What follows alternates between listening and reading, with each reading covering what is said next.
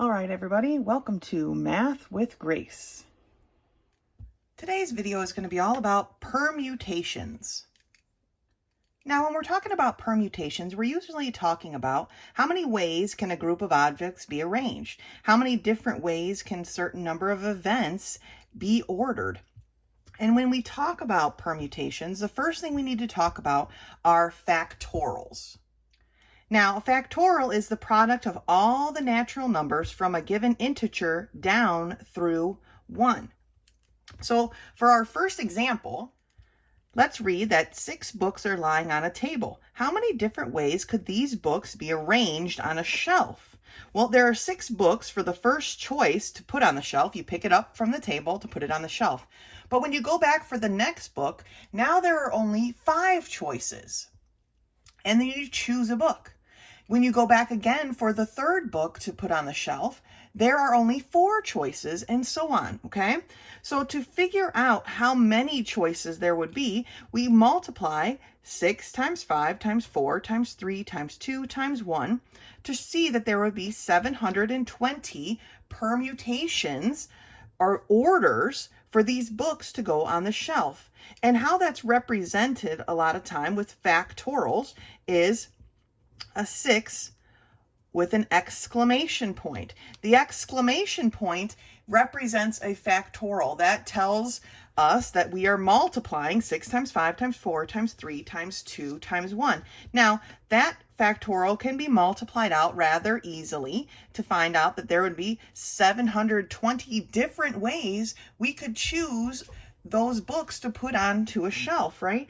But once we get to larger numbers, it isn't practical for us to multiply them all out because the number would be enormous. And so we just list it with an exclamation point to show that that is what is represented. Now, plugging that into your calculator may seem daunting, but luckily most calculators, and I believe my iPhone even does this, most calculators have a factorial button. This is just a basic calculator that I use here for my videos and for my math work. And let me show you how to put in a factorial. So on this calculator and on your calculator, take a minute and review. This calculator has many, many, many little things written in here that if we were to use the shift button, we could access those different types of formulas. So right up here on my calculator, I have an X with a little exclamation point. That is my factorial button. So to calculate 6 factorial on my calculator, I would simply put in the 6 and then shift and hit that button. And as you can see, it says 6, hopefully you can see, 6 with an exclamation point. I hit equal and I get 720. The reason I'm showing you how to do this on the calculator is because sometimes when we're typing in 6 times 5 times 4 times 3, we can make a mistake.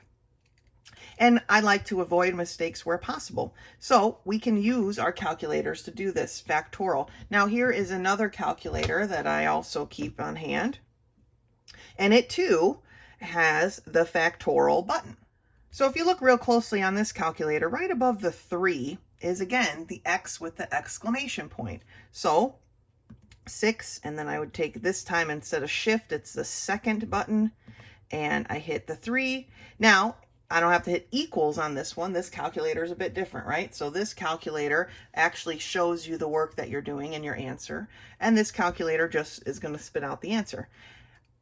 Whatever kind of calculator you have or use, certainly it has a factorial button unless it's just a simple adding, subtracting, multiply, divide type of calculator.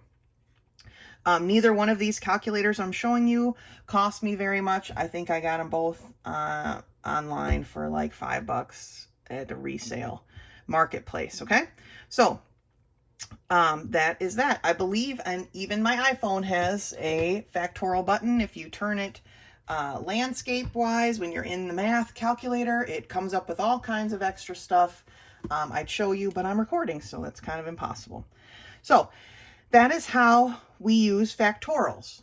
We take one number, we started with 6, then 5, 4, 3, 2, 1, multiplying all together. Let's take a look at a couple extra examples here. Now these two examples are kind of different, but let's start with example 2 and read through it here. Suppose a state's license plates begin with 3 letters. How many sets of 3 different letters can be used to begin a license plate? Now, this is using a permutation, and it is using factorials, but we only want 3, right? We're not choosing all of the letters like we chose all of the books to put on a shelf, right? We're only choosing 3. And so when we read this, we see that there are 26 choices for the first letter, right? Because there's 26 letters in the alphabet. And once we choose one letter, just like when we chose a book from the table, now there are only 25 left to choose from. We choose another one. Now there are only 24, but then we're done, okay? Because we have the 3 letters that we need. So for this case, it's going to be 26 times 25 times 24. Now there's no shortcut for this on your calculator. You're just going to have to put in those 3 digits, but that's manageable, right? And you see that there are 15,600 permutations or orders in which you could choose those 3 letters, okay? You're choosing from 26 letters, but you're only taking 3. And so we just multiply 26, 25, 24, and we find out how many we have. Let's look at number 3. The national flag of Ireland has 3 equal vertical stripes, green, white, and orange. The national flag of France has 3 equal vertical stripes, blue, white, and red. How many different flags of equal vertical stripes could be made from the colors in these 2 flags? Well, what colors do we have? We have green, white, orange, blue, white again, but that's the same, so it's just white, and red. So we have green, white, orange, blue, and red. So here we have 5 choices of colors, right? But again, we only want 3 stripes. So in our first choice for our 3 stripes, we have 5 options, right? But once we've chosen one, then we only have 4 options left. Once that's chosen, then there are only 3 options left. So we take 5 times 4 times 3 to see that we could have 60 permutations or 60 different arrangements of flags that we could make from those 5 colors. Okay? So let's take a look at a couple more problems. So let's take a look at here. Consider the digits 0 through 9. How many permutations or arrangements are possible for the odd digits if no digit is repeated? Okay. Well, how many odd numbers do we have from 0 to 9? Well, 1, we have the number 1, right? 3, 5, 7, and 9. So there are 5 odd numbers. So we're going to need here is 5 factorial. And when we take 5 times 4 times 3 times 2 times 1, or we put in our calculator 5 factorials, we get 120. There are 120 different orders or arrangements, permutations, for 5 things. Because it doesn't really matter that these are even or odd numbers. It doesn't really matter. It could be any 5 things, okay? So how many ways can 5 things be arranged? 120 different ways. Okay, that's what we're looking for when we're talking about permutations. So how many permutations are there for choosing a chairman, a secretary, and a treasurer for a board of directors if there are 9 members on the board? So our first choice, our chairman choice, say we're going to choose that first. We have 9 names. We have 9 people on our board. So the first choice is going to be out of 9, right? There's 9 options available. That's our number of choices. But once we've chosen one, now for secretary, there are only 8 options left. And once we've chosen that, after that, for treasurer, there are only 7 options left. So for this, we have 9 times 8 times 7. Okay, we're not taking all of the 9 people on the board and giving them a position. Okay, but how many different arrangements can be made from those 9 people? Let's figure it out. Let's put it in our calculator. 9 times 8 times 7. Well, when we do that, we see that there are 504 different ways this group of 9 people can be organized into these 3 positions. Okay, so that's just the basic of permutations. First, we need to understand factorials. This is what we've been talking about, factorials. Now let's take a deeper look into permutations. So when we first started talking about permutations, we mentioned factorials, right? Factorials are important. It's the product of all natural numbers from a given integer down through 1. That's what we did, right? 6 factorial was 6 times 5 times 4 times 3 times 2 times 1, all right? But a permutation is an arrangement of elements in a set specific order, all right? Factorial is just how many arrangements can we have, but a permutation is that we want them in a specific order. So if we listed all the ways that 4 objects could be arranged, you would have 24 or 4 factorial. In general, a set of n elements, and when they use the variable n, they're just saying they don't know how many elements, right? Has n permutations or n factorial, okay? And here is the formula for that. So permutation is represented by the P. And we have n things taken n at a time. So we're saying we have 4 things taken 4 at a time. We're using all 4 of them. Or from our book example, right? There were 6 books on the table. We're using all 6 of them. That is what this formula here represents. The permutation of n number of things, taken all of them, n number of at a time. So suppose you were asked a question, how many ways can 5 objects be arranged 2 at a time? You have 5 ways to pick the first object. For each of these ways, you have 4 ways to pick the second object. You have 5 times 4 ways, or 20 permutations. So they want you to notice that this is the setup for that. So they want you to see how this is represented. 5 times 4 gives us our 20, because that's what we're looking for, right? And basically how that get to that is by canceling out this 3 factorial. So this was the original formula. So the formula for a number of things taken that number at a time, so you're using all of them, is this here, right? The permutation of n things taken n at a time is equal to n factorial. But if we're not choosing all of the things, then the formula is slightly different, because we have the permutation of n things, so we still have this number of things, but now we're taking them r at a time, all right?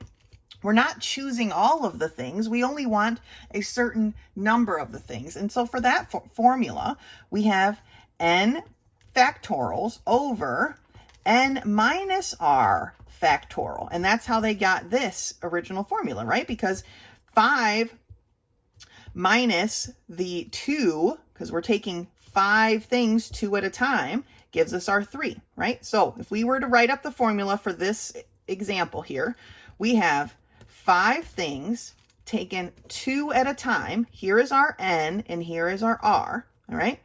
And so that's going to equal 5 factorial over 5 minus 2 factorial, right? Or 5 factorial over 5 minus 2 is 3, so 3 factorial. Now, they were able to cancel because this is the same as, and you can, if it helps to write these out for right now, then go ahead and write them out. But we've got 5 times 4 times 3 times 2 times 1, right? That's what 5 factorial represents, over 3 times 2 times 1, right? Because that's what 3 factorial represents. Well, this, and this all cancel because they're just a 1.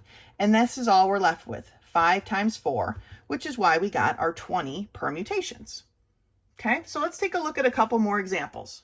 Let's start with these 2 examples. Here we have the permutation of 5 things taken 3 at a time, right? So how do we represent that? Remember, our permutation formula is the permutation of n number of things taken r at a time is equal to n factorial over n minus r factorial. Now, we want to make sure we do the subtraction first. It's inside of the parentheses before we do our factorials, okay?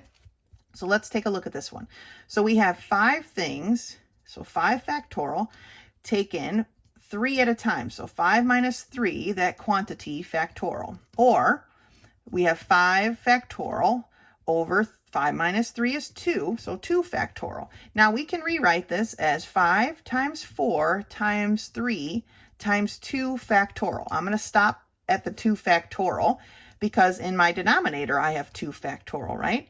Well, 2 factorial over 2 factorial is a 1, so they cancel each other out. So I'm left with 5 times 4 times 3. 5 times 4 is 20, times 3 is 60. So we have 60 permutations. Now, what about the permutation of 6 things taken 6 at a time? Now, remember, that was our special case formula. If we had a permutation of n things taken n at a time, it was just n factorial. So the answer for this is 6 factorial, or we did that on the other page, right? And so that was 720 arrangements or permutations. Let's do a couple more. So let's take a look at the permutation of 7 things taken 1 at a time.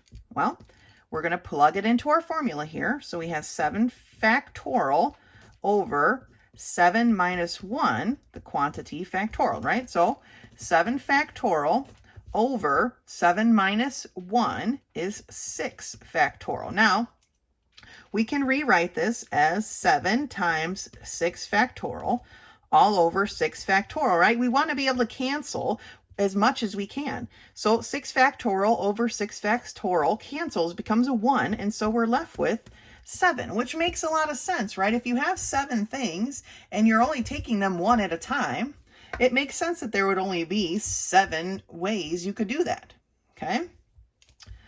So that's our answer for that one. Let's do one more example before we take a look at the next step here. What about 20 things taken 5 at a time? Well, we still are going to use our formula, right? So we have 20 factorials over 20 minus 5, that quantity factorial. All right, so we've got 20 factorial over 20 minus 5 is 15. 15 factorial. So let's write it out. We've got 20 times 19 times 18 times 17 times 16 times 15 factorial, right? That's where my denominator is at. So I can stop there because my 15 factorials cancel. And so I'm just left with 20, 19, 18, 17, and 16 all multiplied by each other. And what does that give us? Calculator, please. And if you punch that into your calculator, you'll see that it's 1,860,480. So this is what I said, that as we get forward with these permutations, these factorials, that these numbers get pretty big pretty quick. Okay, that's a lot of different ways that you can organize 20 things 5 at a time. So for all you people who like to rearrange your closets and your living rooms, there are plenty of options out there for you. All right, let's take a look at the next step here of permutations. So let's take a look at some of these application problems. And some of these, they want us to leave in factorial form where appropriate. So I'm just going to slide these examples over here and let's take a look here. How many ways can a librarian arrange 15 books on a top shelf if she has 20 books to pick from? So we want to find the permutation of 20 books taken 15 at a time, right?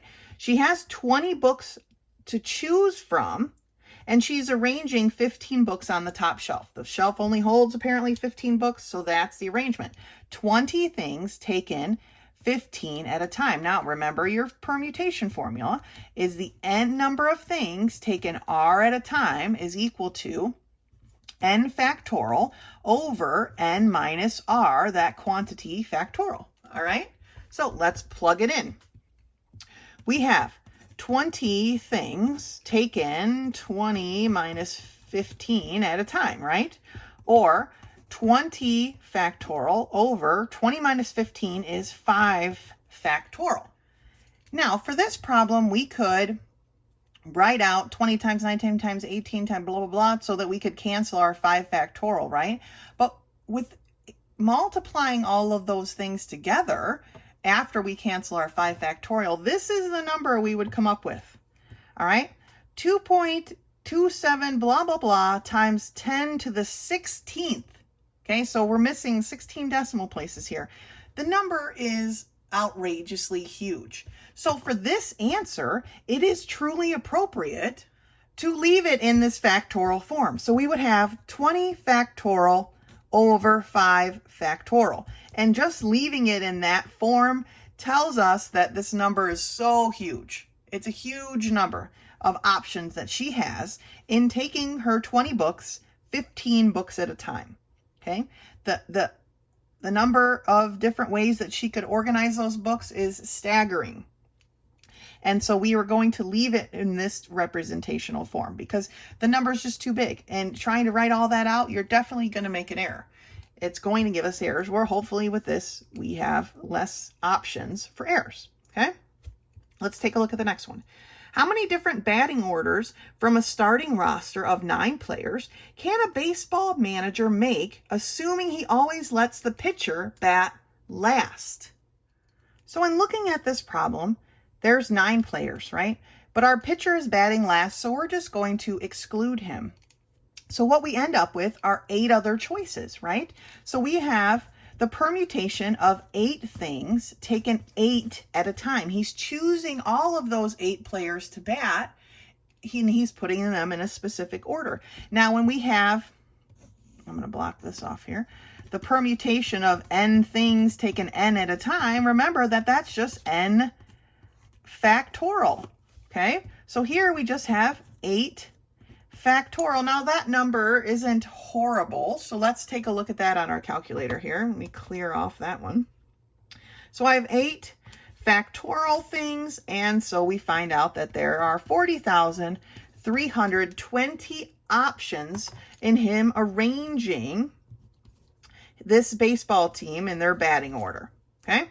Lots of options. Now, obviously, in real life, a coach would not just randomly choose people to bat in a certain order. Hopefully, he knows his team well enough and puts them in the proper order based on their statistics and whatnot. But if we were just choosing them randomly, 8 things taken 8 at a time would be 40,320.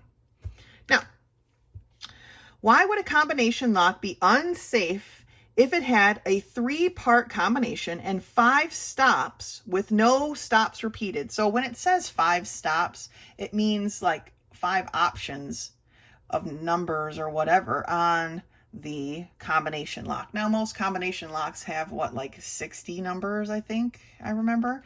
It's been a long time since I used a combination lock. But here they're talking about it only has 5 stops. So why would it be unsafe if it had 3-digit combination, but only 5 stops to choose from? So we're taking the permutation of 5 options. Okay, our lock has 5 choices, taken 3 at a time. So using our formula, we've got 5 factorial over 5 minus 3, that quantity factorial, or 5 factorial over 2 factorial, right? And we figured that out as our 5s are going to, our 2 factorials are going to cancel. So we're left with 5 times 4 times 3, right? Which was 60 combinations. So this is telling us that there are only 60 combinations of lock codes that could be available at this ratio, right? 5 things taken 3 at a time. Now, that's not very many. And if you were pretty tenacious, you could probably work through that until you found that locker code and broke into that person's locker. Okay? 60 choices isn't that many to have to scroll through.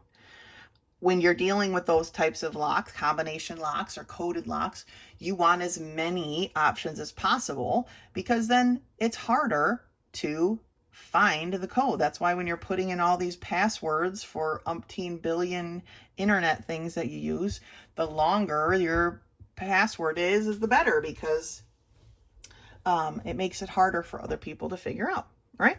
Let's take a look at this last example. When Joseph's brother visited Egypt, he sat them down to eat in the order of their age. how many ways could he have arranged the seating of his 11 brothers? So there was obviously, when he sat them down, there was only one way they were going to be seated, right? From oldest to youngest. But how many ways could he have arranged them? Well, it would be the permutation of 11 brothers chosen 11 at a time. He's not leaving anyone out. They're all being chosen. And so we use our 11 factorial ways. Now, I would be content to leave the answer like that, but let's take a look at what it would look like. Let me see if I can make sure this is visible here on the calculator. So 11 factorial equals, let's see here, about 39,916,800 different ways. There's a multitude of options. We're going to leave it as 11 factorial. That's a pretty darn big number. There are many ways he could have arranged his brother at the table. He chose by their birth order and therefore made it simple, right? Okay, now the next step of permutations, because we keep going, is something called circular permutations. So let's take a look at that. So when we're talking about a circular permutation, the other permutations were in a straight line, right? One thing at a time. But when we're talking about a circular permutation, each object is related only to the objects it's next to, its position in the circle. So the formula becomes a little bit something different. And here's how we write these, okay? So the permutation circular, and we put a little c of upscript here of a c of n things taken n at a time. That's how we know it's a circle. We put a little c there, equals n minus 1 factorial, all right? So the 1 is just a 1, n things taken n at a time, so we subtract 1 and we take the factorial, because once we have the first thing, it's kind of like the leader, and that is our set position that then we can put things around, all right? And if we're not taking all of the things, then we have n things taken r at a time, just like before, but now we're talking about a circle. And so it breaks down to n factorial over n minus r, right? That all looks familiar. Factorial, right? This is exactly the same as the regular permutation formula, except now we tack on an r. Okay, we're going to be basically dividing by the number of things that we're taking, right? We have this many to choose from. This is how many we're taking. Here is the regular permutation formula, and we're tacking on in the denominator times r. Okay, so let's take a look at some of these. So a representative from each of 7 nations is to sit at a round table to discuss trade relations. How many ways can the representatives be seated? All right, so we've got how many nations? We have 7 nations. So we have circular permutation of 7 things taken 7 at a time, which is the same as 7 minus 1 factorial, right? Or 6 factorial, which we've done this a couple times, and we know that that's 720 different ways that these people can be organized around a circular table. Okay, so 720. Oops. How many different ways can a string of 23 pearls be worn? Now, I'm not sure who out there wearing a string of pearls actually reorganizes the pearls on the string, but we wear a necklace is somewhat like a circle, right? So we have a circular permutation of 23 things taken 23 at a time. We're using all of the pearls. And so we have 23 minus 1 factorial, or 22 factorial, which we are going to leave in that state. Okay, this number is huge. Let's take a look at it in our calculator, in our safe space of the calculator. Okay, let's turn this back on here. So we have 22 factorial, and that's what we get. 1.12 times, and a bunch of other stuff, times 10 to the 21. So we would need to add 21 moved over 21 spaces there. That is a huge number. Let's just be satisfied with 22 factorial. Last example here. How many different ways can 15 children be seated on a 10-seat merry-go-round? All right, well, here we have a circular permutation. So we write the C up there, right, of 15 kids chosen 10 at a time, right? The merry-go-round only holds 10 people, but there are 15 kids that want to ride it. So how many different ways can they be organized? Well, let's put it into our formula here. So we have 15 factorial over 15 minus 10 factorial times 10, right? Finally, we get to use this formula. So let's take a look at the breakdown here. I'm going to write it underneath. We have 15 factorial over 15 minus 10 factorial is going to be 5 factorial, right? Times 10. I'm going to write it out this time just so we can see what it looks like, right? In the numerator, we have 15 times 14 times 13 times 12. I'm going to run out of space. Times 11 times 10 times 9 times 8 times 7. Shoot. Times 6, or let me rewrite it over here. 15 times 14 times 13 times 12 times 11 times 10 times 9, 8, 7, 6. And then I'm going to write my 5 factorial, right? Because it's right there in the denominator. And we have 5 factorial times 10. So I can cancel my 5 factorials. And actually, I can cancel this 10 right here as well. So I'm left with 15 times 14 times 13 times 12 times 11 times 9 times 8 times 7 times 6. Let's take a look at the calculator and see what that shows us. Wow, that's a big number. So that number is really large, okay? I wouldn't expect my students to write that number down. So we're going to bounce back to this and say that the answer is 15 factorial over 5 factorial times 10. Okay, and you can put this in parentheses if you like, or however you want to represent your multiplication, just so we know that the factorial sign stays with the 5. They're together, they're a pair, they cannot be separated. It's not 50 factorial, right? 5 times 10, then the factorial. We cannot do that. The 5 and the factorial are stuck together. These are not like numbers, so we want to make sure we keep them separated.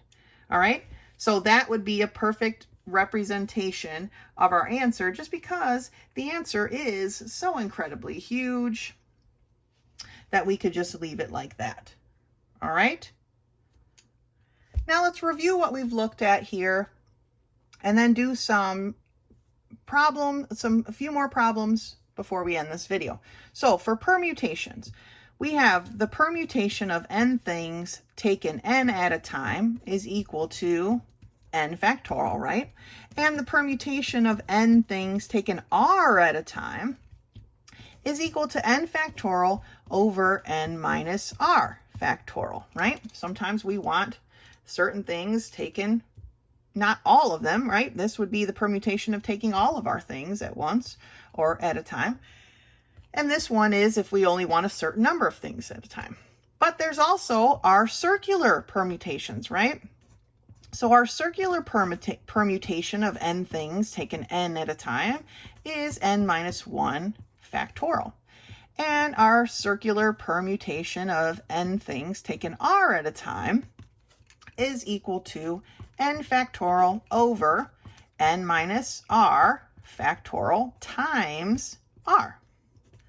All right, so let's take a look at some other problems. Now, as you're working through any of these problems, you need to make sure you know, are we doing a straight row permutation or are we doing a circular permutation? So we need to think about that as we're answering these.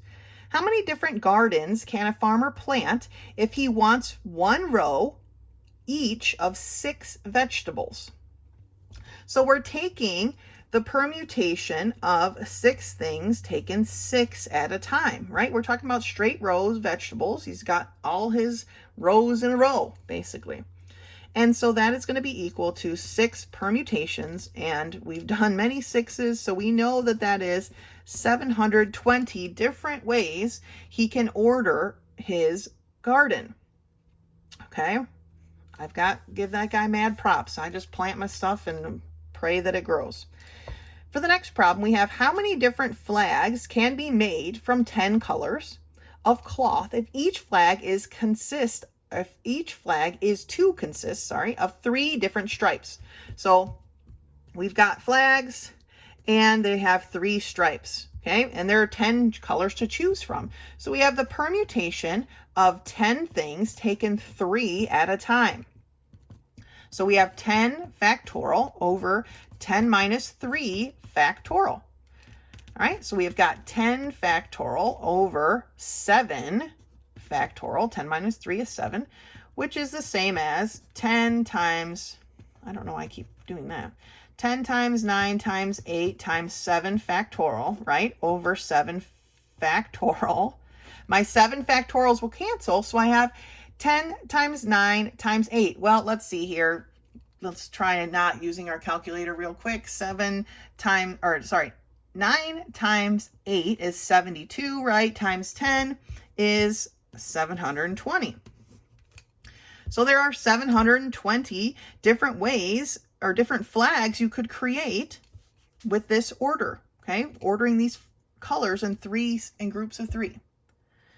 All right, how many different ways can 3 survey teams poll Philadelphia, Baltimore, and Washington for a polling company if each team polls 1 city? So for this one, we're taking the permutation of 3 things taken 3 at a time, right?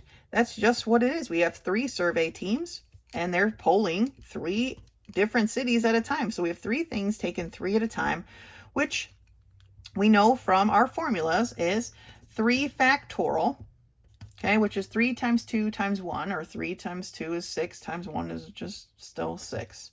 So there are 6 ways that they can be sorted out. All right. How many different ways could a baking contest be judged if 15 pies are entered and 4 ribbons are awarded? Well, let's take a look here. We have 15 pies, the permutation of 15 pies taken 4 at a time, right? There's only going to be 4 awards. Well, let's plug it into our formula. So we have 15 factorial over 15 minus 4 factorial, right? Or 15 factorial. 15 minus 4 is 11. So that's going to give us 15 times 14 times 13 times 12 times 11 factorial over 11 factorial, right? And my 11s, even though they barely fit on the page, cancel out. So I'm left with 15 times 14 times 13 times 12, right? Well, what does that happen to be? Well, it happens to be 32,760. So there are 32,760 ways that they could judge these 15 pies giving away 4 ribbons at a time. Now, we know that that's not how we judge things, right? But that's okay. That's the number of options available to them. Now, I noticed here that I forgot a couple of problems. I'm just going to tack them here. But let's take a look at the next one. How many ways can 6 cars be parked in 3 spaces? So again, we're taking the permutation of 6 things chosen 3 at a time. There are only 3 parking spaces available, so that is how we set this up. So we have 6 factorial over 6 minus 3 factorial, or 6 factorial over 6 minus 3 is 3, right? So it ends up being 6 times 5 times 4 times 3 factorial over 3 factorial. And our 3's cancel, so we have 6 times 5 times 4. 5 times 4 is 20. 20 times 6 would be 120. There's 120 different ways that those cars can be parked in 3 spaces. Now, looking at these 2 extra ones I tacked on here, how many different ways could 8 students sit in a semicircle to watch an experiment? Now, in this case, we only have half of a circle, right? We don't have the full circle, we only have half. And because we're talking about half of a circle or a semicircle, it actually has a beginning and an end, right? A circle has no beginning and an end. It goes round and round. But a semicircle has a beginning and an end. So this problem we actually do as a regular permutation problem. The permutation of 8 things taken 8 at a time. There's a beginning and an end. It does not continue round and round.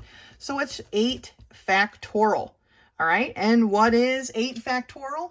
Well, in your calculator, it's 40,320. So there are 40,320 ways those students can be organized. All right. How many different ways could 7 birds perch around a bird bath, circular bird bath? Now here, again, we don't have a beginning and an end. The positions are only relative to each other. So this is our circular permutation. So what is the circular permutation of 7 things taken 7 at a time?